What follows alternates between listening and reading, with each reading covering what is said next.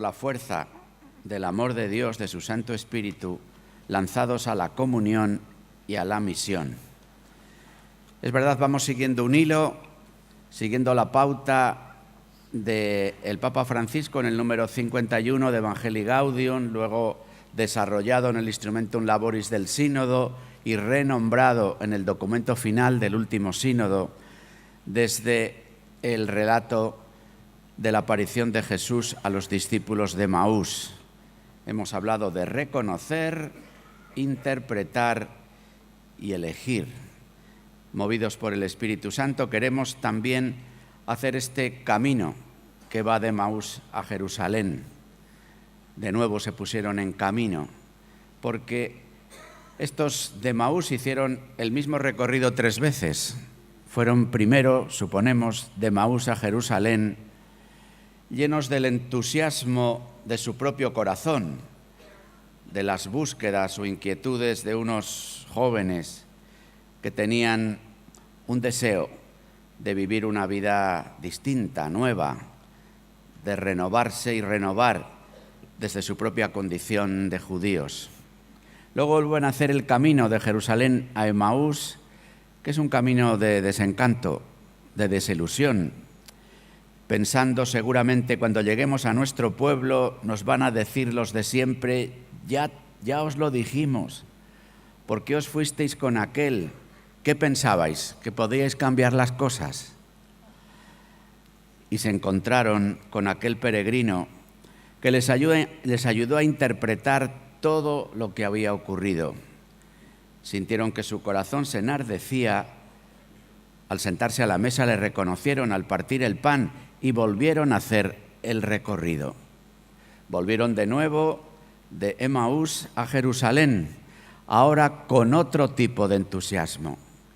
No el entusiasmo de sus ideas, de sus deseos, de sus gustos, sino el entusiasmo de haberse encontrado con el mismo Dios, con Jesús, que pone en movimiento sus vidas, aunque sabían que en Jerusalén estaba la cruz, que en Jerusalén estaba el lugar donde aquel a quien ahora habían reconocido resucitado de entre los muertos había subido a un madero de criminales.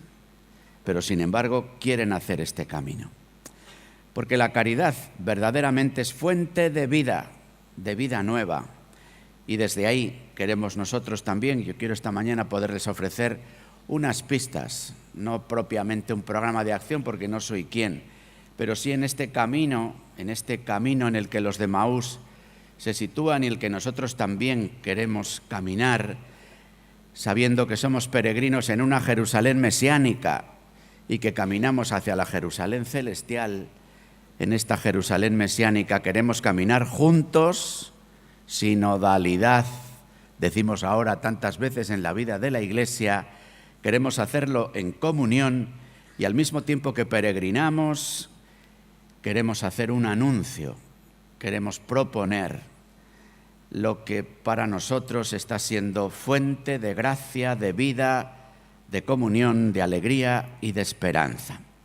Por eso vayamos a estas pistas que tienen en el esquema y que yo nombro como sacar a Dios del armario, pasar de una época defensiva de la Iglesia a una época de propuesta, evangelizar cuerpo a cuerpo y ahí ofrecer una nueva forma de amar. También la propuesta de evangelizar como pueblo en la vuelta al modelo apostólico enteramente primero, que ya dijo San Juan Pablo II en 1985, y como punto final hablar de la esperanza, no por poner una florecilla final, ¿no? Ni porque hoy estemos culminando este ciclo de la vida de la Iglesia de Adviento-Navidad, con el que inauguramos cada año el año litúrgico, sino porque sin esperanza, habría que quizás que completar, sin alegría y sin esperanza, no se hace camino. No se hace un camino en el que verdaderamente se proponga la novedad que desde la fe ya experimentamos y que a través de la esperanza y desde un testimonio de caridad ofrecemos a nuestros contemporáneos y nos sostiene en el propio caminar, aun en medio de sus dificultades. Punto 1. Sacar a Dios del armario. Ya en la primera de las intervenciones hice bastante referencia a este aspecto, ¿no? Diciendo que seguramente, decíamos el día primero, el mensaje central que hemos de comunicar hoy es que Dios existe y que esta tendencia que ayer, también hablando del ateísmo mesiánico, pudimos nosotros también encarnar, de decir, bueno, dejemos como ocurrió en realidad ya en el siglo XVII, cuando las guerras de religión hicieron decir, es mejor que si los cristianos estamos divididos y la división de los cristianos entre luteranos, católicos, está provocando guerras tremendas, como aquella guerra de mediados del siglo XVII, es mejor esconder a Dios, esconder aquello que aparentemente nos divide, esconder a Jesús y vivir, sí, desde los valores que podemos extraer de Él. Esto lo elabora Immanuel Kant y piensa que es posible vivir desde una moral autónoma, pero que tiene detrás de sí toda esa potencia de la vida cristiana. Son tantos los que empiezan a decir, incluso a la hora de ofrecer una pauta ética, moral, para organizar el común desde el llamado derecho natural, pero un derecho natural que da un giro para convertirse en un derecho natural et si Deus non daretur, como si Dios no existiera. También incluso un personaje tan benemérito, un mártir de la Iglesia cristiana del siglo XX como es Dietrich Bonhoeffer, también en sus cartas de resistencia y sumisión nos dice, de alguna manera, no en su búsqueda, en su momento tremendo, a pesar de vivir una fe confesante, una fe que le lleva al martirio, que es preciso hacer un ejercicio, seguramente lo dice en claves distintas a las de Grocio, cuando habla de derecho natural et si Deus non daretur, pero que también hemos de aprender a vivir como si Dios no existiera. En realidad está haciendo más bien Bonhoeffer, porque no sé qué me da hacer alguna referencia a él que parezca mínimamente crítica cuando estamos hablando de un mártir de la Iglesia confesante, que tantos católicos, tantos luteranos como él, tantos cristianos, están viviendo de una determinada manera en el que se produce una escisión en su vida que él hace una referencia a vivir como si Dios no existiera, pero llamando a una coherencia ética, podríamos decir, que difícilmente se puede sostener sin la ayuda de la gracia. Por eso, afirmar que Dios existe, que es bueno creer en Él, que Dios nos ha manifestado su rostro y su presencia nos ayuda a comprender mejor la realidad, pues forma parte de la realidad, porque es, porque existe, porque está, porque es cuerpo, porque su presencia real en la Eucaristía, esto que nosotros decimos y que singularmente el domingo nos convoca, la presencia real de Jesús en la Eucaristía, nuestra condición real por el bautismo de ser cuerpo de Cristo, la condición real de la sacramentalidad de los pobres, donde Jesucristo juzga la historia y anticipa de alguna manera en su misma presencia el juicio de las naciones del último día, esta carnalidad real de Dios en la vida de los hombres y de la historia nos ayuda a comprender mejor la realidad, que la presencia de nuestro Dios encarnado, que se manifiesta en la historia, nos ayuda a comprenderla mejor y a colaborar en los pasos adelante de la propia historia de los pueblos. Así que sacar a Dios del armario, hablar de Dios, contar con su gracia para poder amar en la verdad.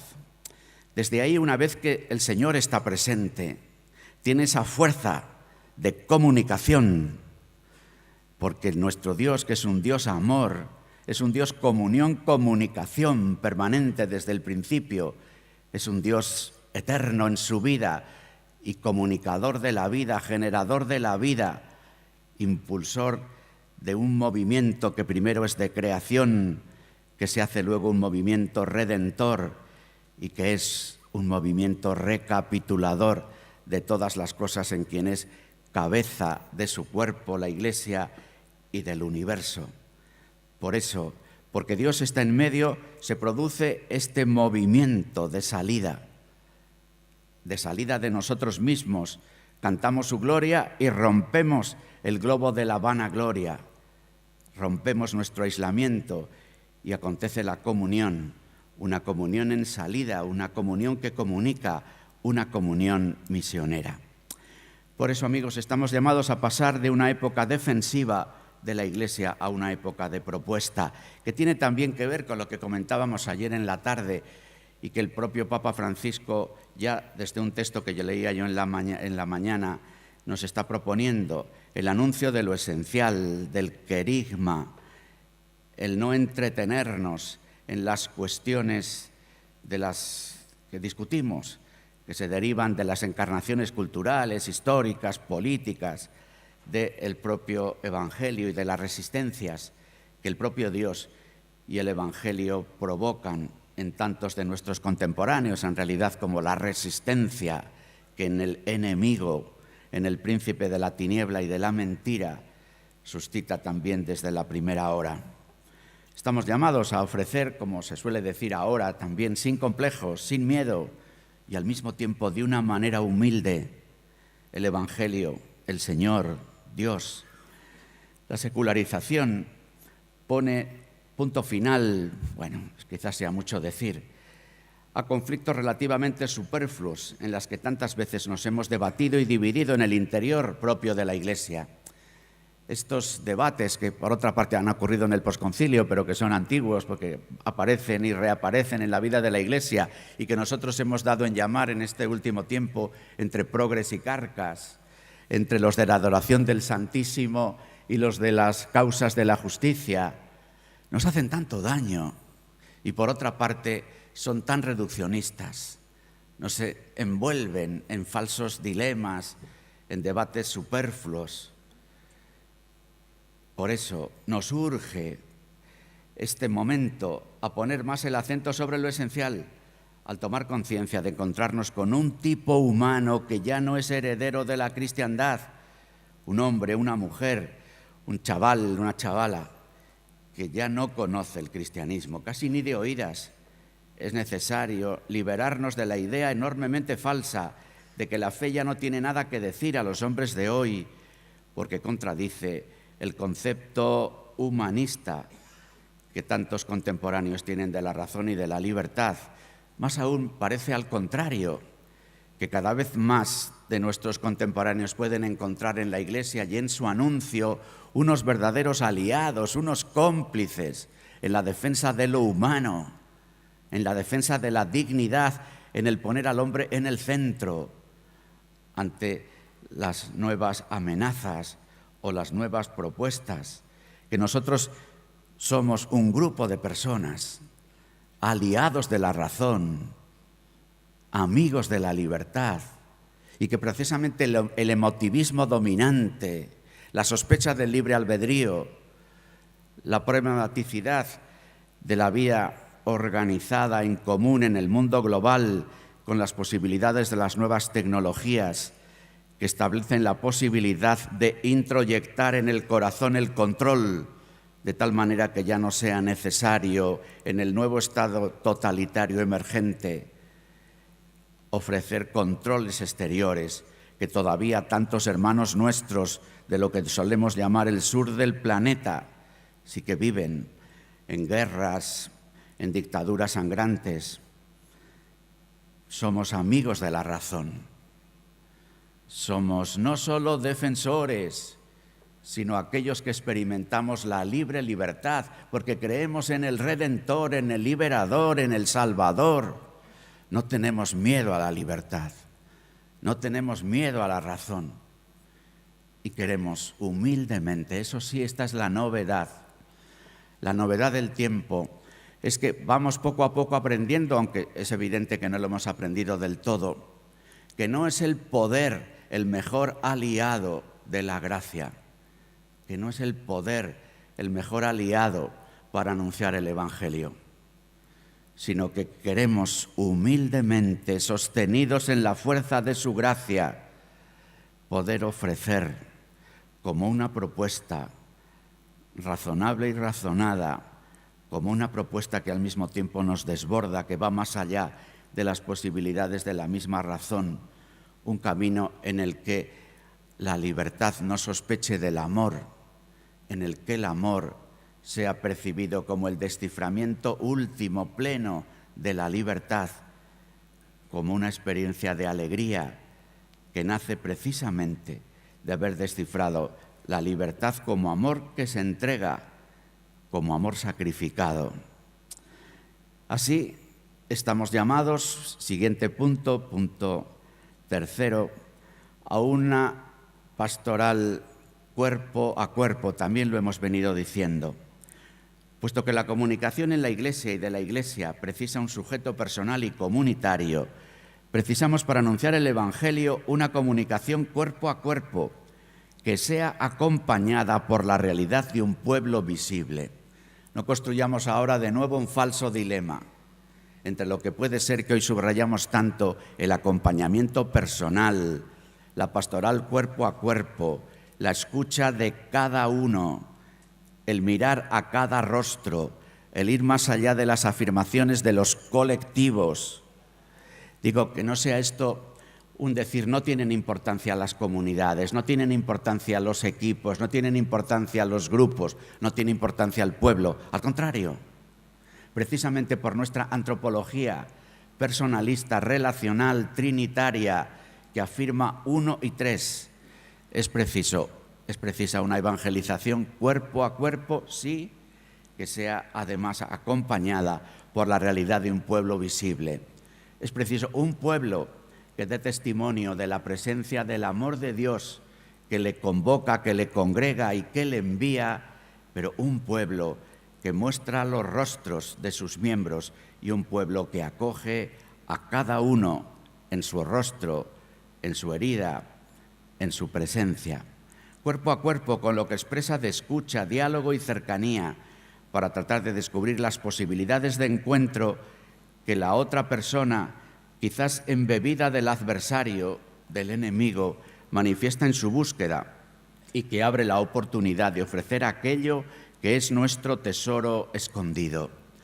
Pero en la relación cuerpo a cuerpo, en la relación de un pueblo que se aproxima a las realidades de las personas y que acoge en su propio seno a los que se va encontrando en el camino, especialmente a los que están en las cunetas del camino, es muy importante ofrecer el amor nuevo y libre del Señor. Por eso, en la relación cuerpo a cuerpo, es preciso que seamos capaces de mostrar una categoría del amor que es genuinamente cristiana. En la jerga de la vida cristiana, por ejemplo, del bautismo, es la dimensión sacerdotal. La dimensión sacerdotal que tiene que ver con el haced de la Eucaristía. Fijaros que en la Eucaristía, en el que vivimos el indicativo del amor de Dios que se nos ofrece, desde ese indicativo se nos ofrecen dos imperativos. Haced, id. Haced, id. En el id final, en el id en paz, del final de la Eucaristía, somos enviados a la misión, en el anuncio de la palabra, en el servicio a los pobres, en el trabajo por la justicia.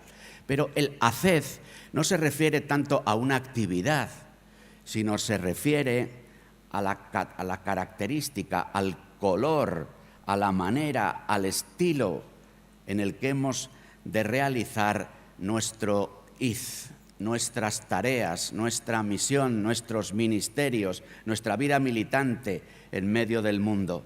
El haced hace referencia a la condición sacerdotal de todos los bautizados y que el ministerio sacerdotal en el que Jesús el Cristo se hace presente entregándonos su propio cuerpo nos muestra lo que significa una vida sacerdotal, es decir, una vida que descifra el amor como sacrificio, una vida en el que vivimos un amor que no tenemos, porque el amor del corazón humano es un amor de correspondencia, es un amor que de una u otra forma piensa en lo que recibe a cambio o que se mueve porque ha recibido algo primero, cuando además vivimos nuestra forma de amar en una sociedad tan ahormada por lo que significa el mercado capitalista, nuestra manera de vivir el amor como correspondencia queda tan reforzada, ¿no? Pero Jesús nos ofrece un amor nuevo, un amor libre. Pero este amor nuevo y libre, que parece algo para ser cantado en una canción romántica, sin embargo es algo dramático, porque este amor nuevo y libre es el amor que se descifra como sacrificio, como ofrenda de sí. Haced esto, mi cuerpo por vosotros, mi sangre derramada por vosotros, por todos los hombres. Es necesario ayudar a comprender desde el testimonio que el amor es una palabra y una experiencia que precisa para poder despertar lo que en el otro hay de secreto deseo de verdadero amor, una experiencia en el cuerpo a cuerpo de ser ofrecido el amor como sacrificio, es decir, como ofrenda de sí para el encuentro con el otro. Fijaros que hay un primer sacrificio para el cuerpo a cuerpo, para el acompañamiento, que es el sacrificio del tiempo, que es el sacrificio de estar dispuesto para poder acoger a otra persona, para poder escucharla, a renunciar a mi tiempo. Yo percibo esto, ahora hablo del ministerio sacerdotal. Muchas veces, en el ajetreo que tenemos, a veces sobre todo en aquellos lugares donde los presbíteros tienen tantas tareas, que seas casi todos los sitios, muchas parroquias, muchas dedicaciones, que a veces no nos queda tiempo, decimos, y habría que ponerlo como entre comillas, porque aquí aparece entonces una cuestión también que tiene tanto que ver con la cultura en la que vivimos, el tiempo libre, el tiempo ocupado, el tiempo en el que desempeño la función, el tiempo en el que digo me quito esto, y entro en otro ritmo, en otra búsqueda. El primer sacrificio que hay que ofrecer para una pastoral cuerpo a cuerpo es el sacrificio del tiempo. Y luego tantas otras cosas, ¿no? En el origen de toda alianza, para que pueda durar, debe haber una cierta épica, un sacrificio. Sacrificio es un salir de sí para cuidar al otro, para hacerlo crecer. Es ese amor que supera todo reclamo de correspondencia, el que puede despertar a la persona para que sea consciente de sí misma, profundice en su naturaleza de sujeto y pueda así liberarse de la dictadura de sus pequeños deseos o de tantas respuestas falsas a los latidos del corazón. Vamos abriendo un poco, el ejercicio de esta mañana es como que tiramos en un estanque una piedra y van surgiendo unas olas, ¿no? Pues aquí la piedra, que no es la piedra, pero digamos así, la roca que hemos puesto en medio del estanque, es el amor de Dios. Y entonces desde ahí va difundiéndose en todo el estanque, en todo el océano de nuestra existencia, un conjunto de ondas que nos lanzan, una época de propuesta, una pastoral cuerpo a cuerpo que pide sacrificio, y es preciso descifrar esta nueva forma de amar, punto cuarto, porque es una caridad que va más allá de los límites de la razón secular y del sentimentalismo.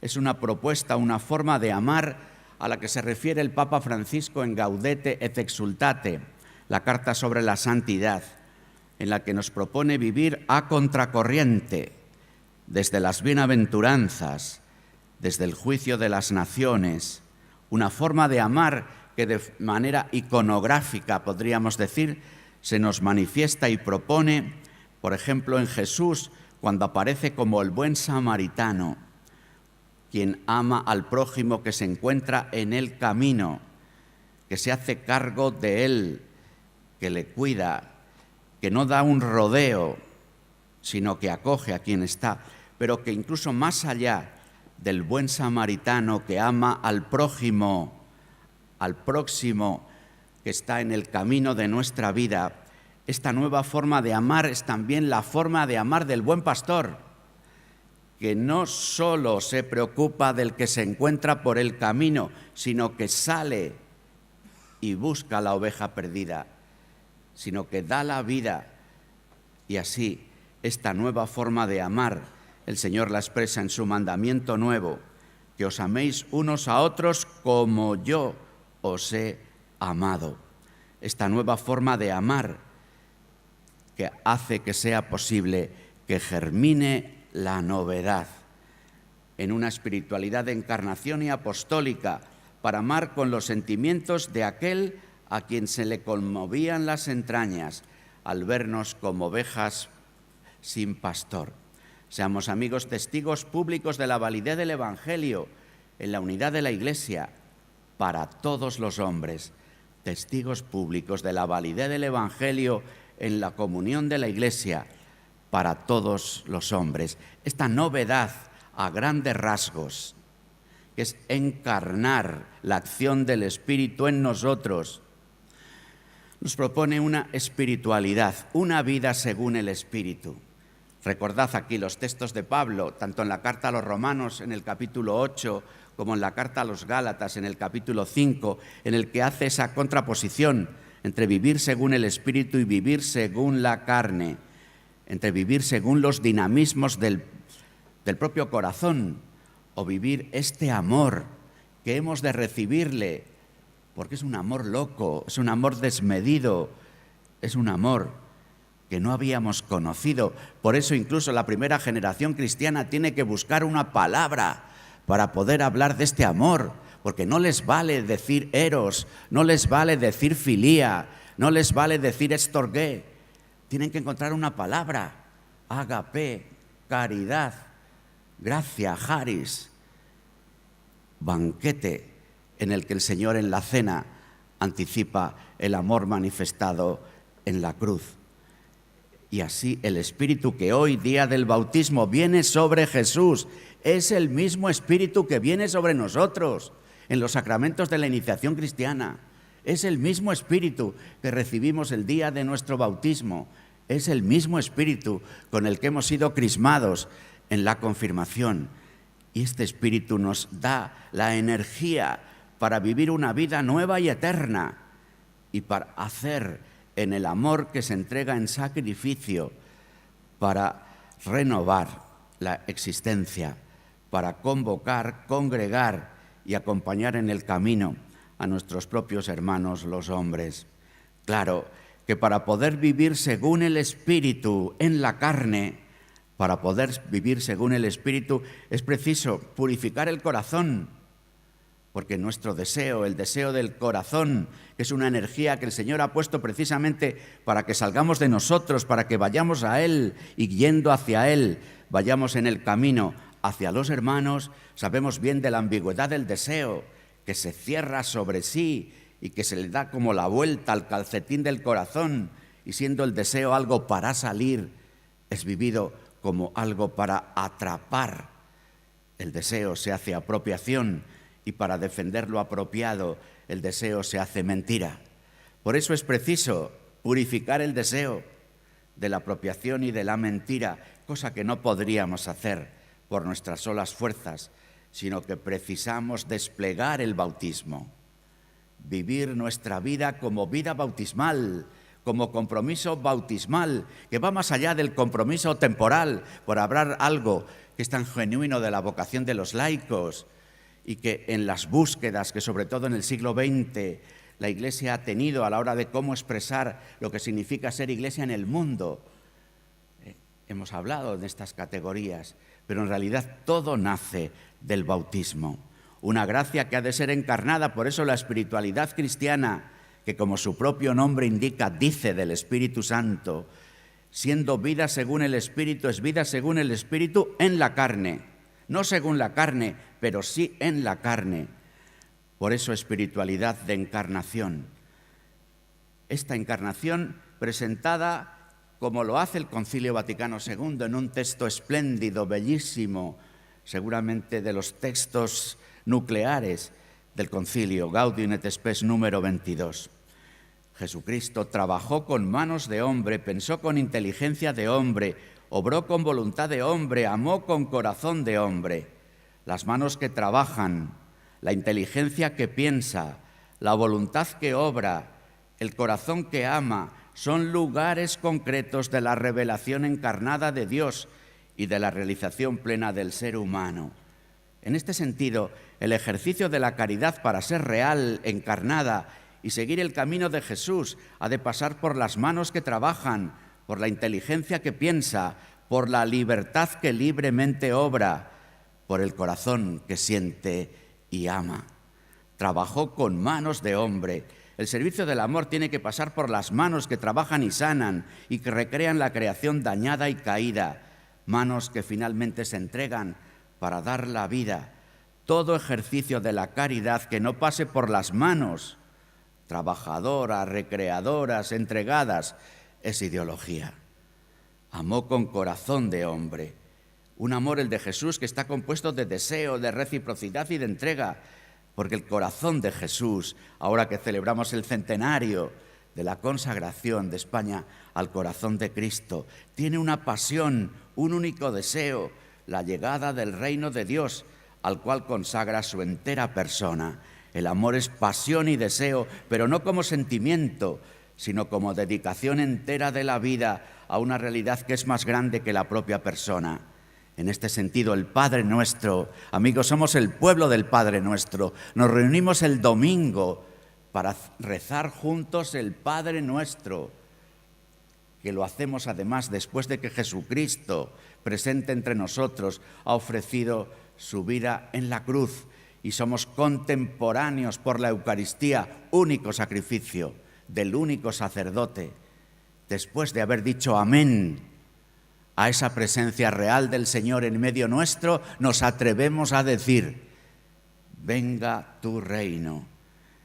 Este centro del deseo y de la pasión de Jesús es un amor apasionado que le lleva a santificar el nombre de Dios, invitando a los demás a que purifiquen el lugar sagrado para dirigirse al Padre en espíritu y en verdad, a cumplir la voluntad de Dios, aunque le cueste la propia vida, a dar de comer a los hombres el pan de cada día, aunque le lleve a entregar su propio cuerpo como alimento, a perdonar las ofensas de sus enemigos, incluso en el mismo lugar de la traición y de la ignominia, a cargar con la tentación humana para mostrar que es posible no sucumbir a ella y vencerla en su poderosa raíz, a librar del mal a cuantos por miedo a la muerte pasaban la vida entera como esclavos.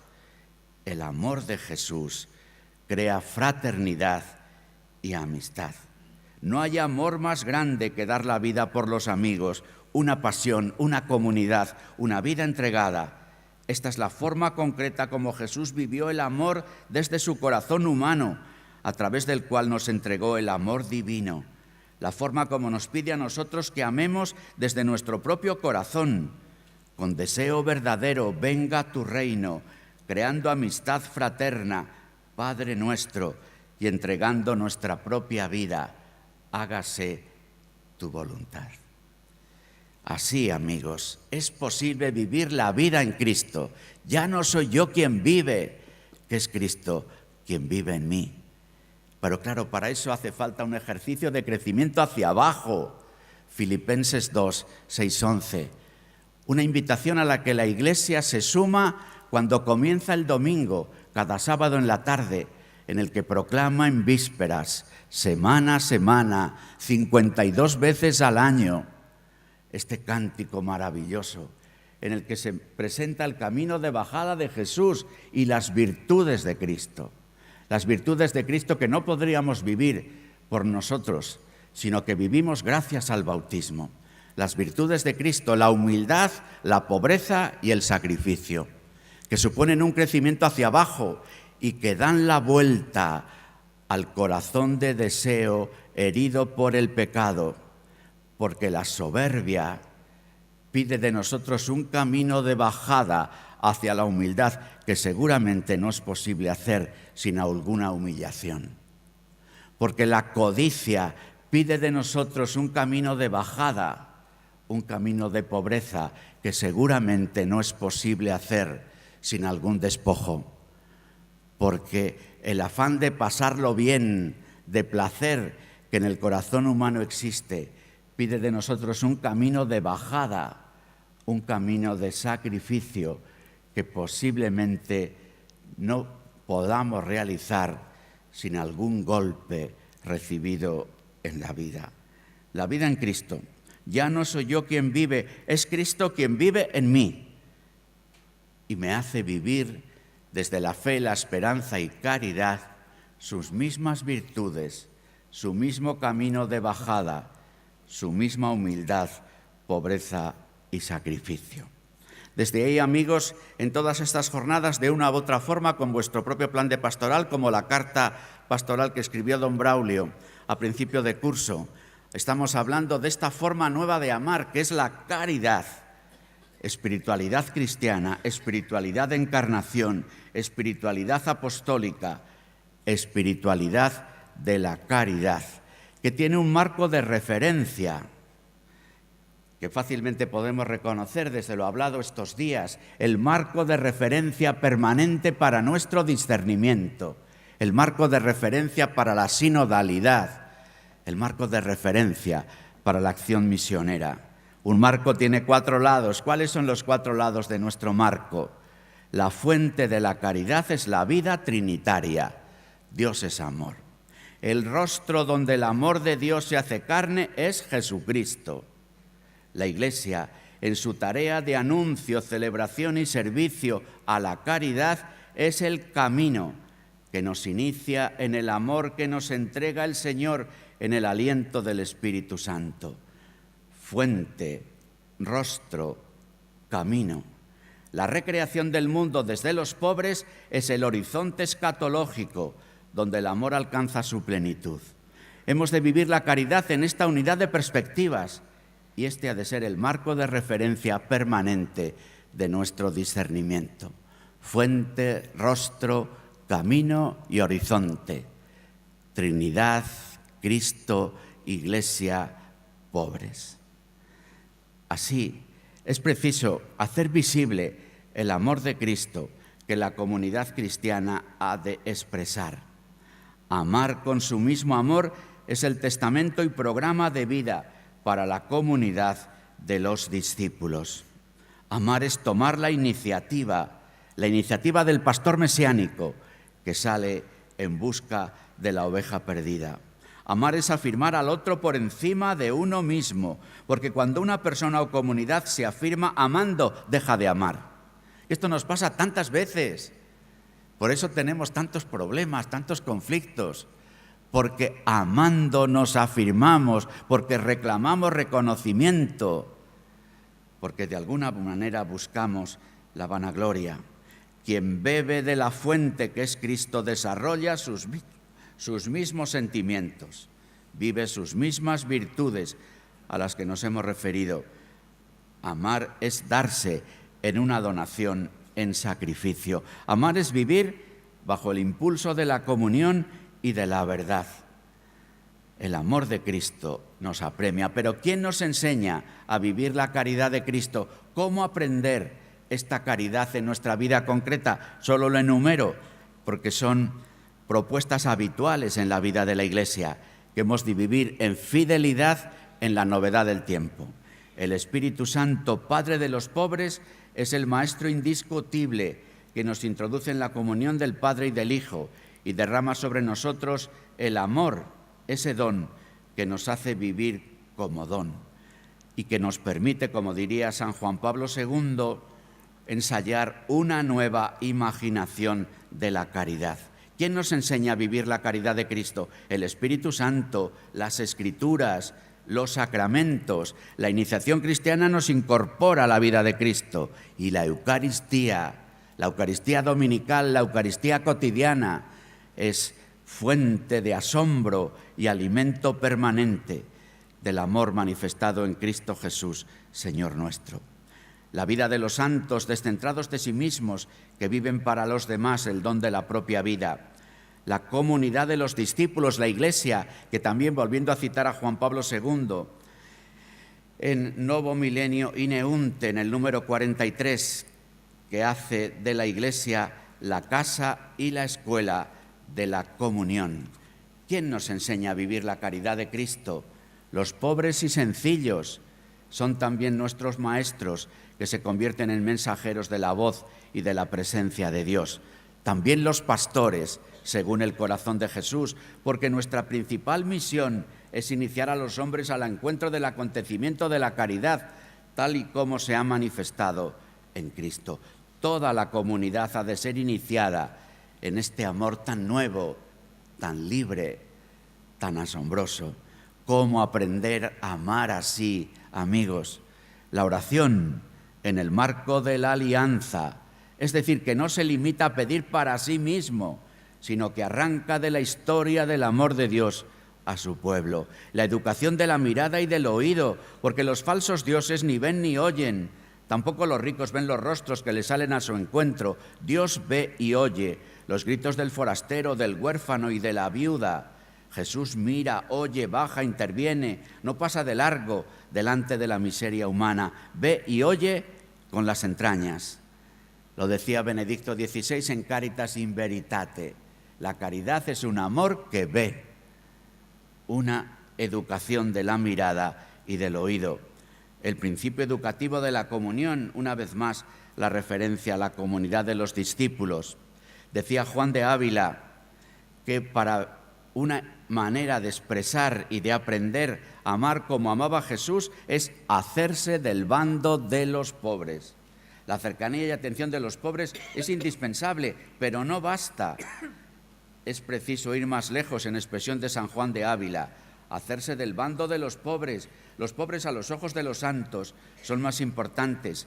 Jesús, siendo rico, se hizo pobre, y el reciente magisterio de la Iglesia también nos convoca en este mismo camino. Por eso tenemos que actuar de tal manera que los pobres en cada comunidad cristiana se sientan como en su casa. Fijaros lo que Francisco está queriendo con esta Jornada Mundial de los Pobres que hacemos ahora en noviembre, antes de la fiesta de Cristo Rey, tratando de recuperar de alguna forma lo que significa el reinado social de Cristo, no hecho acontecimiento ideológico, sino forma nueva de relacionarnos. En la Jornada Mundial, el Papa nos pide que nos sentemos de tú a tú con nuestros hermanos los pobres, porque reconozcámoslo de una forma u otra. Nuestras acciones caritativas siempre suponen un cierto desequilibrio entre el que ayuda y el que es ayudado, entre el que viene a Cáritas y los que desde Cáritas hacemos presente a la Iglesia,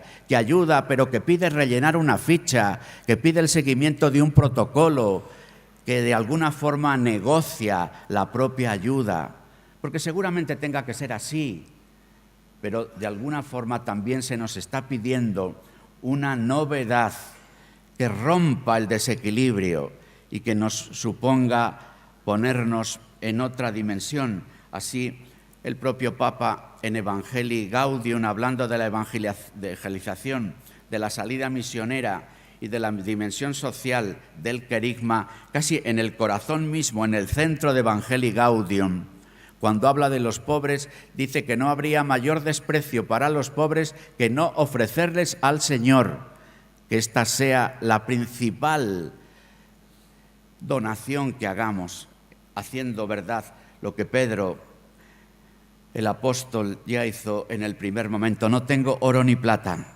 pero te ofrezco al Señor. ¿Cómo aprender a amar? La oración, la educación de la mirada, la comunión, hacerse del bando de los pobres, la intercesión y la acción organizada. El amor al prójimo, enraizado en el amor de Dios, es ante todo una tarea para cada fiel, pero lo es también para la comunidad eclesial, y eso en todas sus dimensiones, desde la comunidad local a la Iglesia particular, hasta abarcar a la Iglesia universal en su totalidad. También la Iglesia, en cuanto comunidad, ha de poner en práctica el amor. En consecuencia, el amor necesita también una organización como presupuesto para un servicio comunitario ordenado, dice Benedicto XVI en Deus Caritatis número 20. Pero ¿quién ha de encarnar este amor? Hemos de encarnar este amor como pueblo, siendo la Iglesia y todos sus miembros. Por eso desde aquí, desde este ¿quién ha de encarnar este amor?, que es una misión de toda la Iglesia, paso al punto quinto, la vuelta al modelo apostólico enteramente primero, para ver cómo el momento que vivimos seguramente está pidiendo de la vida de la Iglesia tener en cuenta cómo nos dibuja los evangelios, especialmente en la tradición sinóptica, la vida de Jesús. Jesús, los 12, los 72, la muchedumbre, los pobres. Esta podría ser como la planilla de nuestra comunidad eclesial. Jesús en medio, Jesús siempre, Jesús camino, verdad y vida, Jesús el esposo, Jesús la cabeza, Jesús el pastor. Y en torno a Jesús, los 12, que son inmediata presencia sacramental a través de la humilde mediación del ministro ordenado, de Jesús pastor, Jesús cabeza, Jesús esposo. Los 12, el obispo y su presbiterio, que comulgan en unidad de consagración y misión el carisma de los 12. Es el grupo que actúa en la persona de Cristo cabeza, prestando al Señor su voz, sus manos, sus pies, para que el Señor como primogénito se haga presente Él mismo y se dé Él mismo en todo su amor, en la fracción del pan, en el anuncio de la palabra y en los caminos del servicio. Los 72. Seguramente sea uno de los desafíos más grandes de nuestras iglesias diocesanas, articular a los 72. Es decir, a este pueblo cercano, a los que participan habitualmente en la Eucaristía del domingo, en los diversos ministerios eclesiales, como catequistas, en Cáritas, en los grupos de liturgia, en las diversas realidades comunitarias de nuestras parroquias, de nuestras diócesis, los 72, para ser también enviados, para ser presencia de la Iglesia en el mundo, para ser confesores de la fe, viviendo la caridad política en medio del mundo. Los 12 y los 72. Desde los 12 y los 72 siempre aparecen algunos hermanos de la especial consagración, que seguramente en esta hora de la historia y en el momento actual que vive la vida de especial consagración han de releer sin renunciar su propia exención, el significado de caminar en medio de una iglesia, de ser un grupo misionero con los 12 y con los 72, para poder dibujar como en un tiempo misionero la iglesia, para realizar una plantatio ecclesiae en este tiempo en el que un grupo, en el que hay un presbítero, en el que hay unos matrimonios, en el que hay alguien de la vida consagrada, presenta la realidad de la iglesia y la siembra en un lugar concreto. Los 12 y los 72 y la muchedumbre, tanta gente que entra y sale, la muchedumbre que a veces llena nuestros templos en las exequias, la muchedumbre que viene el día de la fiesta del pueblo, la muchedumbre que llama a las puertas de Cáritas o que pide servicios religiosos de acá para allá, la muchedumbre que se acerca a pedir sacramentos de iniciación cristiana, la muchedumbre que empieza a ser más pequeñita, que pide el sacramento del matrimonio, la muchedumbre, esa realidad de personas que entran y salen, que piden de nosotros cercanía, el cuerpo a cuerpo del que hablábamos antes, el acompañar y el poner en práctica, lo vuelve a decir el instrumento laboris del sínodo, que habla de reconocer, interpretar, elegir en dos momentos, uno en general para estructurar el documento y otro, precisamente cuando habla del acompañamiento de los jóvenes, dice cómo ese acompañamiento ha de ayudar a reconocer los efectos que los acontecimientos, las palabras, lo que leo en mi interior provocan en mi propio corazón, en mi existencia. Interpretar, es necesario comprender a qué está llamando el Espíritu a través de lo que suscita en cada uno. Y elegir, el acto de decidir, se convierte en ejercicio de auténtica libertad, promover elecciones verdaderamente libres y responsables. En esa muchedumbre, el propio Francisco nos dice en Evangelii Gaudium que hemos de suscitar el crecimiento de los creyentes, la llamada a la conversión de los bautizados que no viven las exigencias del bautismo y el anuncio por atracción de quienes no conocen a Jesucristo o lo han rechazado, dice el Papa en el número 14 de Evangelii Gaudium. Estas tres, grandes líneas de trabajo.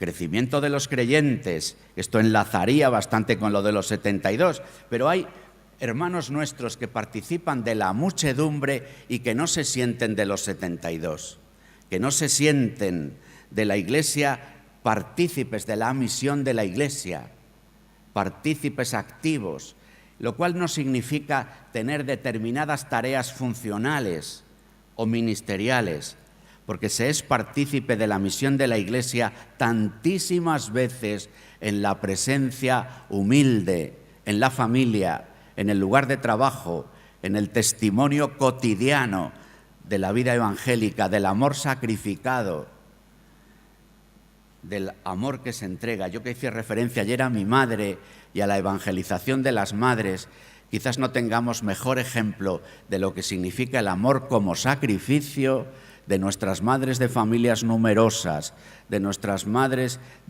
entregadas en sacrificio por cada uno de nosotros, a veces desvividas por lo que le pasaba al vecino, abriendo la casa a las personas que llamaban a la puerta, saliendo a atender a personas necesitadas, de las necesidades cotidianas, de las buenas relaciones de vecindad de un pueblo.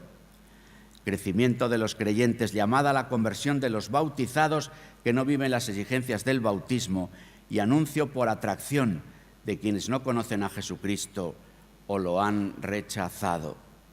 Los pobres, los 12, los 72, la muchedumbre, los pobres. Y de ahí volvería hacia atrás hablando de ese horizonte escatológico de la caridad, porque el combate por la justicia del reino en el mundo, la lectura creyente de la actual situación social, cultural y económica, es ese nuevo paso del Señor, unas nuevas pobrezas que nos piden, como decía ya el Concilio Vaticano II en Gaudium et Spes, nuevos análisis para nueva síntesis, pero sobre todo los pobres son presencia de Jesucristo, juicio que el Señor realiza a la historia, de alguna forma llamada a una permanente conversión y salida misionera, porque si decimos juntos Padre nuestro, si nos reconocemos hermanos, y hay hermanos nuestros que carecen de lo imprescindible, hay hermanos nuestros que son perseguidos, hay hermanos nuestros que tienen una herida o un sufrimiento, la propia oración del Padre nuestro